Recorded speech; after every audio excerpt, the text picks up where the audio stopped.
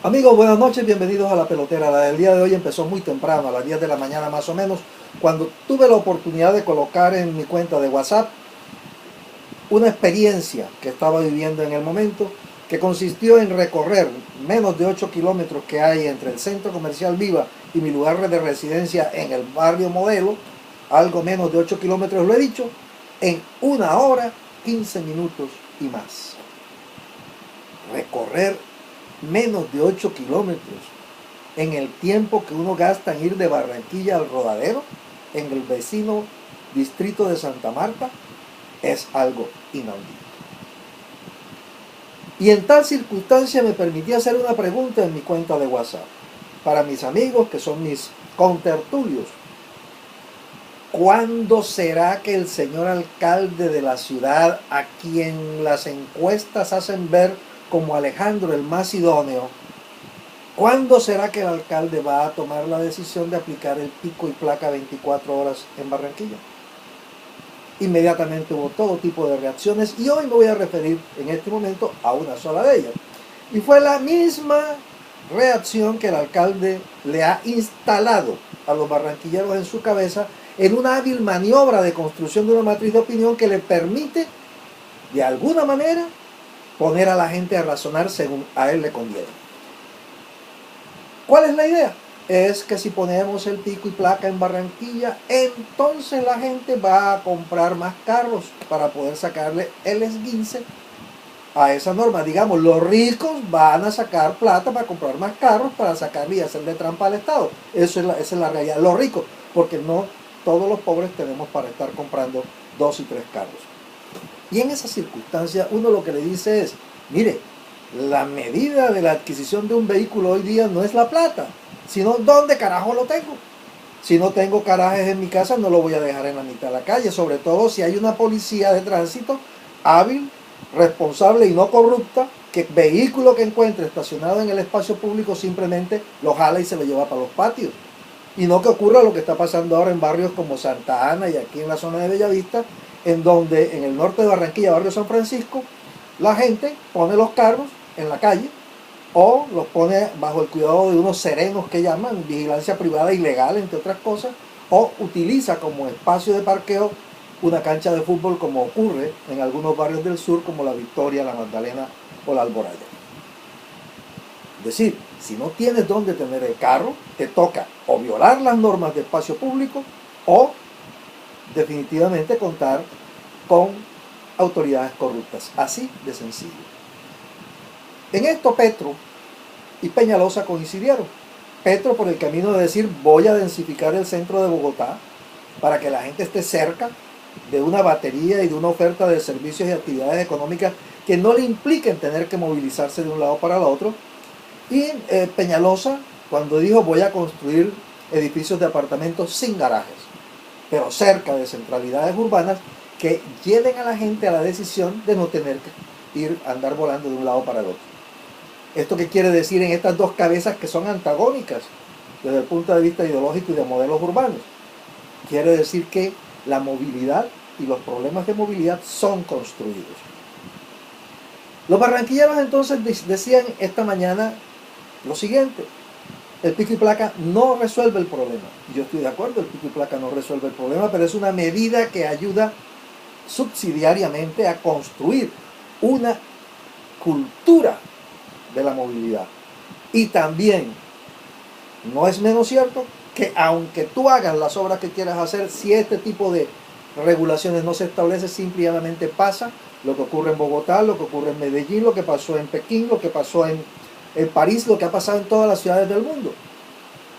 Que cuando tú construyes un viaducto como el que pide, o unos puentes, o cuando amplías calles, o cuando haces deprimidos, o cuando construyes pasos a nivel, o deprimidos, cuando haces esas obras, si no las complementas con otras, simplemente a la vuelta de unos pocos años, el vehículo copa el espacio y nuevamente la infraestructura colapsa. Además de estos ejemplos nacionales e internacionales, uno puede ver en Barranquilla lo que ocurrió con eso que llaman el corredor universitario. En el año de 1992, uno tardaba en recorrer 2 kilómetros, menos de 2 kilómetros que hay de donde ahora está la Castellana, calle 100, si no estoy mal o algo así, hasta la Universidad del Norte, hacía ese recorrido en 1 hora. En la intersección con la circunvalar era imposible de controlar. Gustavo Bell decidió meterle el hombro al problema y con recursos de derrame, de valorización, procedió a ampliar la vieja carretera de Puerto Colombia entre la entrada de la playa y la circunvalar de Barranquilla y construyó un puente a quien el cura Hoyos no quiso dotar de orejas porque él decía que esa era una obra para los ricos y que él no estaba para gastarle plata a los ricos. Y ese puente quedó incompleto y la solución fue parcial. Pero en todo caso, con el paso de los años, cuando no se tomaron medidas complementarias, simple y llanamente hoy el problema vuelve a ser el mismo. Entonces, viene la pregunta que me permití hacer. Si queremos una ciudad para el automóvil, con puentes, viaductos, avenidas, deprimidos subterráneos y toda esta cantidad de dotación urbana, tenemos que decirlo. Pero también tenemos que decir cómo se va a pagar eso. Porque cuando uno dice que la obra hay que pagarla por valorización general, beneficio general, la gente dice que no. Cuando dice que es por derrame, dice que no. Cuando se le dice que es por plusvalía, entonces que no, porque eso desestimula el mercado inmobiliario. Cuando se dice entonces que es por una actualización catastral para elevar los milajes o las tasas de contribuciones y de impuestos sobre la propiedad urbana, entonces la gente dice de que somos una sociedad pobre, que no tenemos, que la plata, que si la vamos a pagar en impuestos al municipio, entonces definitivamente nos vamos a quedar sin comer. Y la solución mágica que planteamos es que otros nos paguen eso. Y eso va en contravía de la historia. Barranquilla es una ciudad que se ha construido de 3 maneras. Una, por abandono. Los ricos llega un momento en que se hartan de estar en medio de gente de maluca, que no les gusta o que se ven que se están llenando como que de demasiados que no son sus iguales y deciden abandonar los territorios e irse para un lugar más alejado, más privado, más entre iguales. Y abandonan esas porciones de la ciudad como fueron los casos del barrio Las Quintas, hoy llaman Centro y Rosario, el barrio San Roque, el barrio Rebolo. Barrios que fueron de inmigrantes y de familias poderosas de la ciudad, en un momento dado fueron abandonados y otros llegaron a ocuparlos como arrendatarios o simplemente como nuevos compradores que no tenían la capacidad para sostener esa dotación urbana y finalmente todo terminó en ruinas.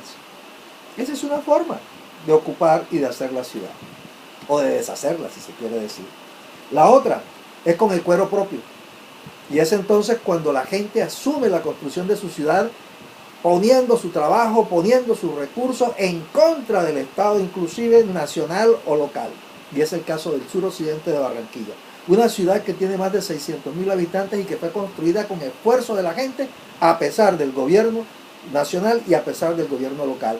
Y que se construyó finalmente y se articuló a la vieja ciudad cuando ellos tomaron la decisión política y económica de decir, es necesario que el suroccidente se convierta en ciudad. Y la tercera es la de que paguen los maricas, los más pendejos, los idiotas, como se construyeron el barrio El Prado, el barrio Bellavista, el barrio Las Delicias, Boston, Colombia, Américas.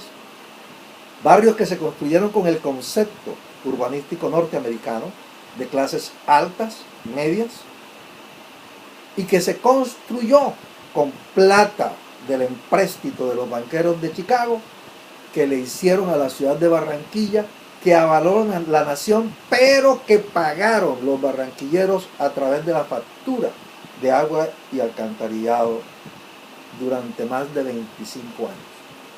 Es lo que se vivió entre 1925 y 1960. Todos los barranquilleros pagamos el bienestar que le llegó a los ricos del Prado, a las clases medias de Bellavista y a las clases medias de Boston, Las Delicias, América y Colombia. Esos 3 esquemas son los que hacen posible la construcción de una ciudad. Que paguen los más pendejos, la pagamos todos o simple y llanamente recogemos lo que podamos y terminamos viviendo en ruinas. No hay otra. Y los barranquilleros tenemos que tomar una decisión sobre eso.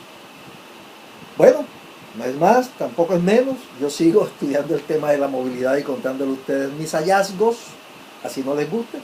Pero si les gusta lo que estamos diciendo, pónganle un like, compártanlo con sus amistades y abónense a nuestro canal.